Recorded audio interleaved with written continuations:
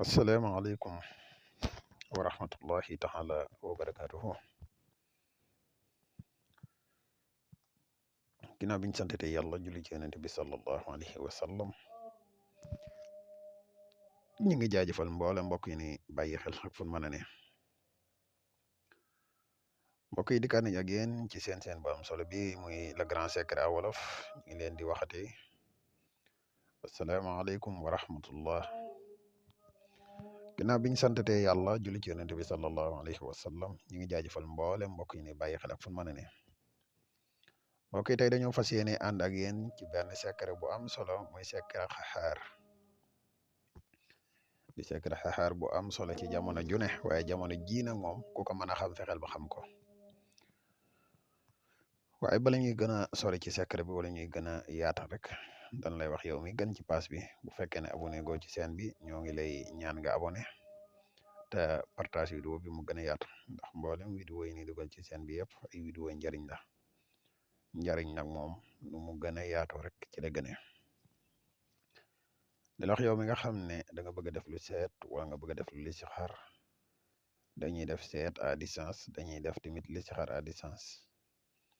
moo xam nga nekk ci réew mi wala nga nekk bitim réew te bëgg ku la defal benn ci ñaar yi, mën nga ñu contacter ci numéro bi muy 77 684 28 28.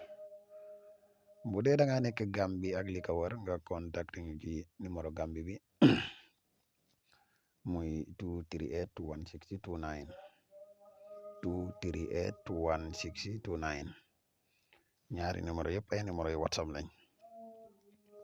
mbokk yi nga xam ne dañuy yittewoo garab yi kàttan yi, ñu ngi leen wax ne disponible na jamono ji ñu wax ak yéen. ñu fàttali leen tuuti rek ci njëriñul garab gi. garab gii di musxam dafay yokk kàttan, dafay yokk mandiyu, dafay dundal walax njaan te njëriñul kese la. ku ci yittewoo man nga ñu contacter ci numéro bi muy 77 684 28 28 77 684 28 28. kon mbokk yi dañuy dikk ak yéen ci secret bu am solo bi nga xam ne moom lañ leen indil tey muy secret xaxaar. secret bi boo ko mënee mbokk yi, bis boo xëyee boo ko mënee na nga njëkk a bindlu axamun saxakun xalaqun yesun, nga bind ko 11 fois. boo noppee nga teg ci yaa xaxaaru 306. loolu saafara lay doon. saafara si nag boo koy jëfandikoo da nga koy xaw a tàngal ba mu nugg nga doog di ko jëfandikoo. boo noppee ci loolu bis boo xëyee na nga fexe ba werdu, boo xëyee boo jullee suba ba pare nga werdu yaa xaxaaru 306. incha allah rabbi suñ borom leen defal xaybu ak